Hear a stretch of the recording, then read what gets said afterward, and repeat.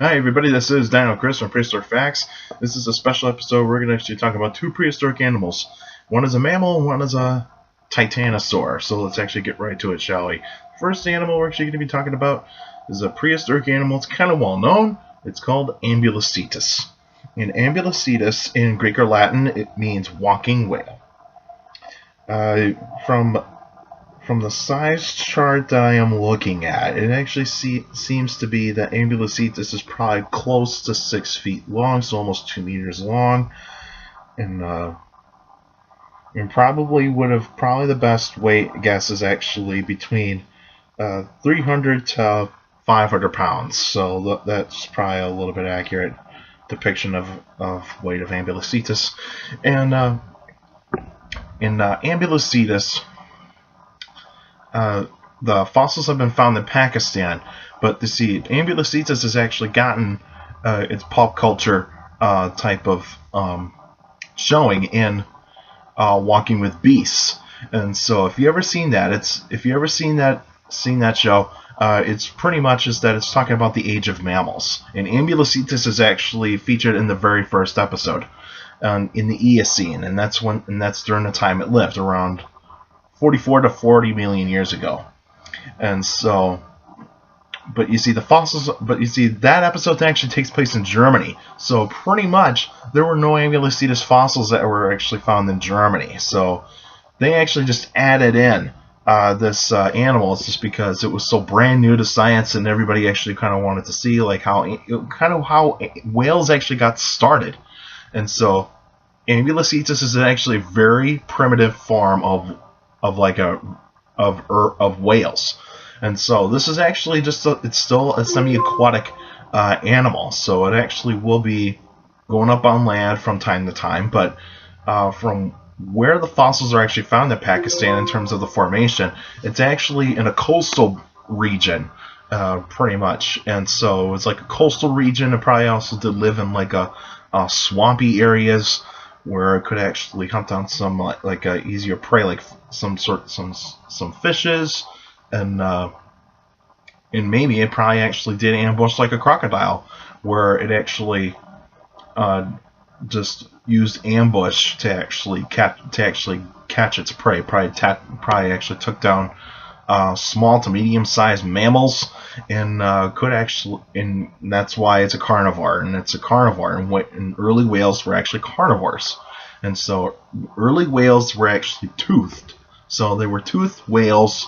But you see, Ambulocetus is actually not technically a whale totally yet, but it's just that it's a very early form of whale. And so that's why it actually shows some ancestral traits, is that it has 4 limbs. So it's actually an animal that is still terrestrial from its limb bones, and you can actually see that the toes or the fingers of the animal are actually spaced further apart from each other, and so that actually suggests that they had webbed feet, and so that actually suggests that it probably swam like an otter, and so that's pretty kind of cool to see that, concerning that mammals, if you look at marine mammals or otherwise or semi-aquatic mammals, they actually kind of swim up and down, and not side to side like fishes and reptiles.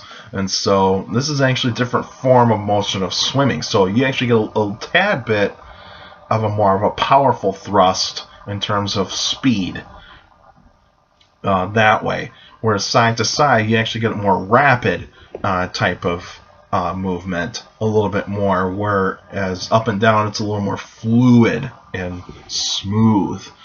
That's why you see whales using their tails a lot more when they swim, whereas Ambulocetus, it actually has a very small tail, so it doesn't have a fluke totally yet, and so it's actually just an animal that would probably swim like an otter, and otters are semi-aquatic. And so that actually makes sense, is that it probably did have a small amount of fur on its body, so it's probably more akin to actually keeping it warm while in water, and so that's why you actually don't have like really long fur on Ambulocetus.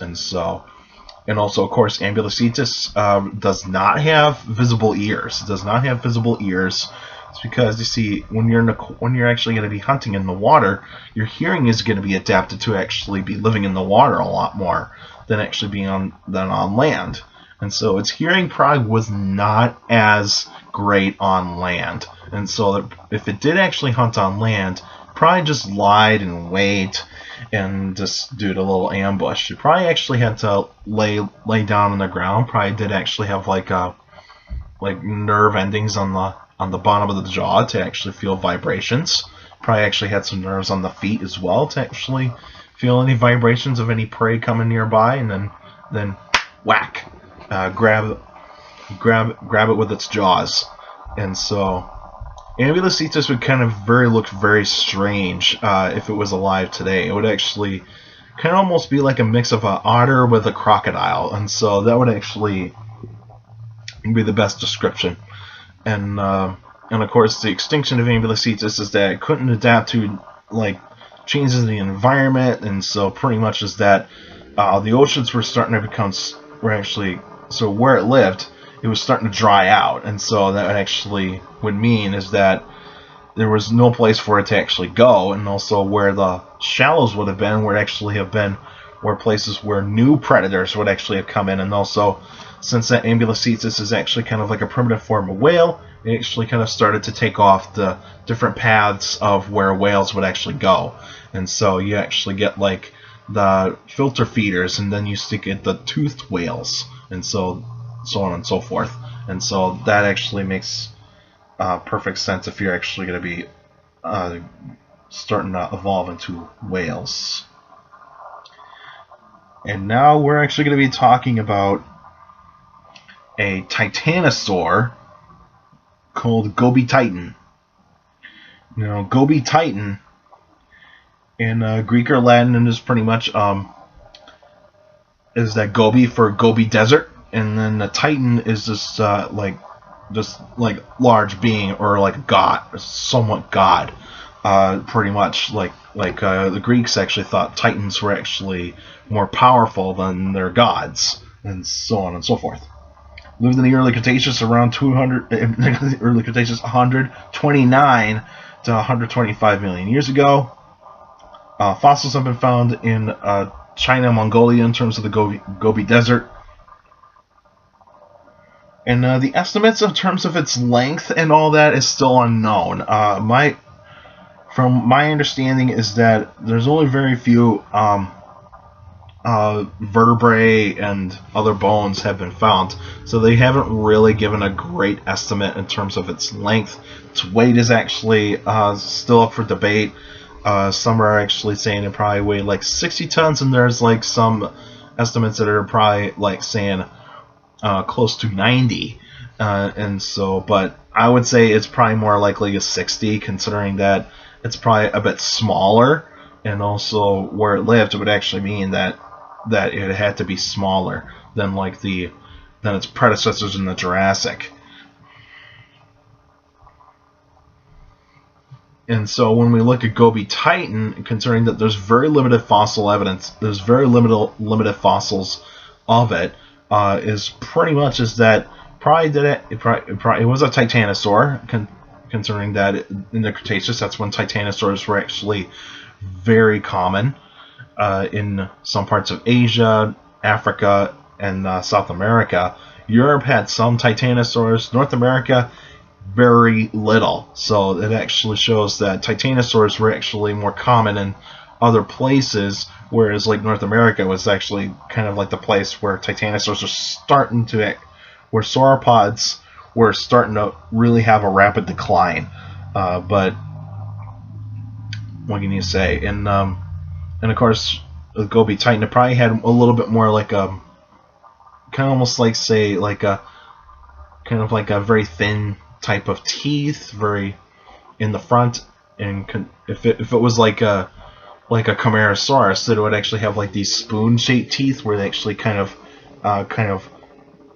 tongue and groove almost one into each other, you know, like that, and make it like kind of like a cutting surface type of thing. But from my understanding is that titanosaurs probably didn't have that, so they probably were more kind of like the Diplodocus, where they have very thin teeth in the front, to actually strip the leaves off of the vegetation. And so, considering that there's not too much of information on Gobi Titan, it's a very unknown dinosaur and all that sorts of stuff, so I'm not going to get too detailed in terms of this. I would like to see a little bit more research on this animal if there's ever going to be any more fossils found. Hopefully like a skull would actually be found, and also maybe like some limb bones to actually figure out like how heavy this animal could have been, and also how long this animal could have been. And so and of course, probably the extinction of Gobi Titan is that it couldn't adapt to the changes in environment. Probably it's just that the deserts were actually the desert was actually starting to expand in China and Mongolia, and so that probably actually made the case is that there was not that much vegetation that was going to be growing anymore, and so the titanosaurs had to move probably more towards the coast where there's a little bit more vegetation that way, and so it probably couldn't adapt to possibly moving a little bit further out to actually stay there. Considering that sauropods are very migratory animals, they need to move to find places where there's like a lot of growth. Alright, that's it for now. Next week will actually be a new answering questions episode, so if you got any questions about dinosaurs or any other prehistoric life, feel free to email me at dinochrist71@gmail.com, or just go on my Facebook page, Prehistoric Facts of Dino Chris. Like the page, you can actually post your questions on the wall or even on the comments section on any Facebook post. Remember, keep your questions short to the point. You can also follow me on Twitter at CSGRALL. That's my Twitter page. I post pretty cool stuff on there. And also, I'll take care of the people around you, and also for you younger people out there, make sure to listen to your parents, your teachers, and your guardians. It's the best motivation you can have for good education. It's very important to have good education. So with a good education, you do a good job in the future. Alright, that's it for now, and I'll see you guys next week.